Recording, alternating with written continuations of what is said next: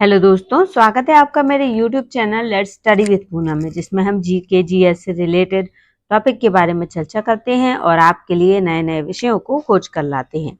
आज हम बात करने वाले हैं जातिगत जनगणना के इतिहास के बारे में। तो चलिए वीडियो को शुरू करते हैं। अंग्रेजों के दौर में भारत में जातियों के हिसाब से लोगों को गिना जाता था। आखिरी बार 1931 में जातिगत जनगणना हुई थी। 1941 में भी यह जातिगत जनगणना हुई, लेकिन आंकड़े पब्लिश नहीं हुए। इसकी वजह तब के जनगणना कमिश्नर MWM यीट्स ने बताई थी कि पूरे देश की जाति आधारित टेबल तैयार नहीं हो पाई थी। उन्होंने एक नोट भी दिया था, सरकारी उपक्रम के हिस्से के तौर पर इस बड़े और महंगे टेबल के लिए अब वक्त बीत चुका है। इसके अलावा अगली जनगणना से पहले देश आजाद हो गया था। 1951 में सिर्फ अनुसूचित जातियों और जनजातियों को ही गिना गया, यानी अंग्रेजों वाले जनगणना के तरीके में बदलाव किया गया। जनगणना का ये ही स्वरूप कमोबेश अभी तक चला आ रहा है। दूसरे शब्दों में कहें तो साल 1951 से 2011 तक हर बार की जनगणना में सिर्फ अनुसूचित जाति और अनुसूचित जनजाति का डाटा दिया गया, लेकिन ओबीसी और दूसरी जातियों का डाटा नहीं दिया गया। संविधान लागू होने के साथ ही SC/ST के लिए आरक्षण शुरू हो गया था। फिर पिछड़े वर्ग की तरफ से आरक्षण की मांग उठने लगी। पिछड़े वर्ग की परिभाषा क्या हो, कैसे इस वर्ग का उत्थान हो, इसके लिए नेहरू सरकार ने 1951 में काका कालेलकर आयोग बनाया था। इस आयोग ने पिछड़े वर्ग का हिसाब लगाया। जाति के आंकड़ों का आधार था 1931 की जनगणना। हालांकि कालेलकर आयोग के सदस्यों में इस बात की सहमति नहीं बनी कि पिछड़े वर्ग का आधार जातिगत होना चाहिए या आर्थिक। कुल मिलाकर यह आयोग इतिहास की एक घटना भर रहा। पिछड़ों को लेकर कोई नीतिगत बदलाव इस आयोग के बाद नहीं हुआ। मंडल आयोग के बारे में अब जानते हैं। अब आइए, 1978 में मोरारजी देसाई की जनता पार्टी सरकार ने वीपी मंडल की अध्यक्षता में एक पिछड़ा वर्ग आयोग बनाया। दिसंबर 1980 में मंडल आयोग ने अपनी रिपोर्ट दी। तब तक जनता पार्टी की सरकार आ चुकी थी। मंडल आयोग ने 1931 की जनगणना के आधार पर भी पिछड़ी जातियों की पहचान की। कुल आबादी में 52% हिस्सेदारी पिछड़े वर्ग की मानी गई। आयोग ने पिछड़े वर्ग को सरकारी नौकरियों और शिक्षण संस्थानों में 27% आरक्षण देने की सिफारिश की। मंडल आयोग की रिपोर्ट पर 9 साल तक कुछ नहीं हुआ।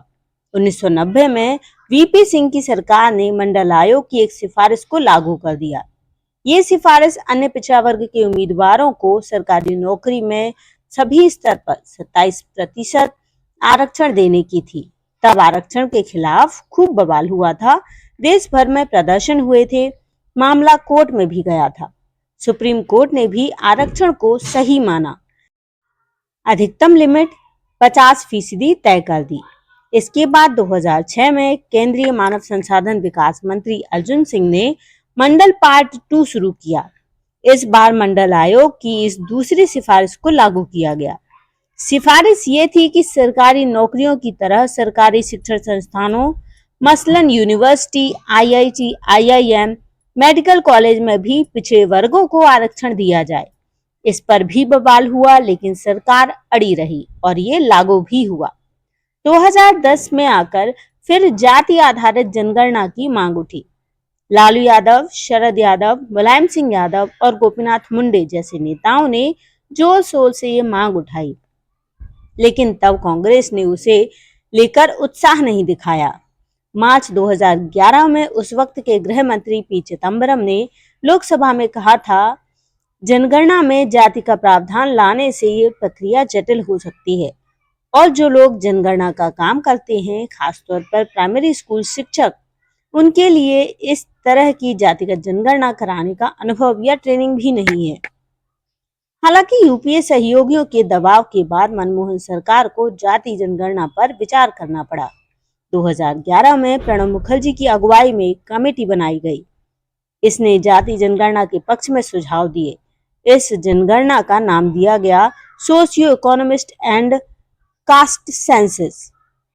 4,893 करोड़ रुपए खर्च कर सरकार ने जनगणना कराई। जिले के हिसाब से पिछड़ी जातियों को गिना गया। जातीय जनगणना का डाटा सामाजिक न्याय और आधिकारिक मंत्रालय को दिया गया।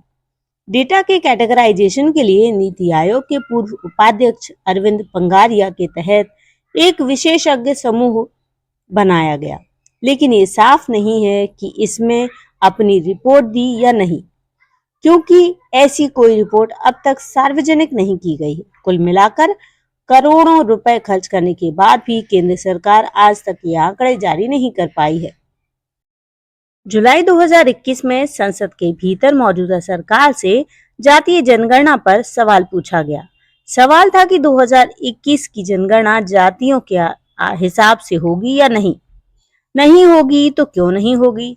सरकार का लिखित जवाब आया कि सिर्फ SC ST को ही गिना जाएगा, यानी OBC जातियों को गिनने का कोई प्लान नहीं है। इसी साल 17 अप्रैल को कर्नाटक के हुमनाबाद में रैली में राहुल ने कहा कि हमें पता करना होगा कि देश में कितने OBC, दलित और आदिवासी हैं। अगर हमें यही नहीं मालूम तो उन्हें ताकत कैसे दे सकते हैं? जब 2011 में हमारी सरकार थी, हमने जातीय जनगणना करवाई थी। पूरा का पूरा डाटा सरकार के पास उपलब्ध है, लेकिन नरेंद्र मोदी ने डाटा पब्लिक नहीं किया, छुपाया हुआ है। दिल्ली की सरकार को मालूम है कि OBC की आबादी कितनी है, लेकिन वो बता नहीं रहे हैं। हालांकि जातीय जनगणना की मांग से राजनीतिक निहितार्थ से भी इनकार नहीं किया जा सकता है, और इस बीच बिहार में सर्वे के आंकड़ों को जारी किया गया है, जबकि सुप्रीम कोर्ट में इस पर सुनवाई होनी है। अब हम जातिगत जनगणना के महत्व को जानेंगे। भारत के कई हिस्सों में जाति आधारित भेदभाव अभी भी प्रचलित है। जातिगत जनगणना वंचित समूहों को पहचान करने और उन्हें नीति निर्माण की मुख्य धारा में लाने में मदद कर सकती है। विभिन्न जाति समूहों के वितरण को समझकर सामाजिक असमानता को दूर करने और हाशिए पर अवस्थित समुदायों के उत्थान के लिए लिखित नीतियों को लागू किया जा सकता है। OBC और अन्य समूहों की जनगणना पर सटीक आंकड़े के बिना संसाधनों का समान वितरण सुनिश्चित करना कठिन है। जातिगत जनगणना विभिन्न जाति समूहों की सामाजिक, आर्थिक स्थितियों और आवश्यकताओं के बारे में सूचना प्रदान करके इस संबंध में मदद कर सकती है। अब जातिगत जनगणना के कुछ विपक्ष के तर्क सुन लेते हैं। जाति जनगणना के विरोधियों का तर्क है कि जाति आधारित भेदभाव अवैध है और जातिगत जनगणना जाति व्यवस्था को सबल कर जाएगी। उनका मानना है कि लोगों को उनकी जातिगत पहचान के आधार पर वर्गीकृत करने के बजाय सभी नागरिकों के लिए व्यक्तिगत अधिकारों और समान अवसरों पर ध्यान केंद्रित करने को ही प्राथमिकता देनी चाहिए।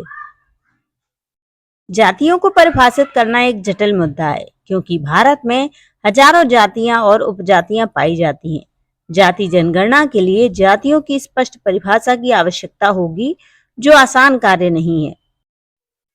आलोचकों का तर्क है कि इससे समाज में भ्रम, विवाद और विभाजन की बुद्धि की स्थिति बन सकती है।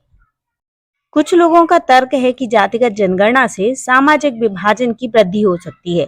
इसके बजाय सामाजिक सद्भाव को बढ़ावा देने पर ध्यान केंद्रित करना बेहतर होगा। उनका मानना है कि लोगों में अंतर और पृथकता को उजागर करने के बजाय उनके बीच समानता पर बल देना राष्ट्रीय एकता के लिए अधिक लाभप्रद होगा। तो दोस्तों, जातिगत जनगणना पर बनाया गया हमारा ये वीडियो आपको कैसा लगा, कमेंट करके जरूर बताएं। और यदि चैनल पर नए हैं तो चैनल को लाइक, शेयर और सब्सक्राइब जरूर करें। धन्यवाद दोस्तों।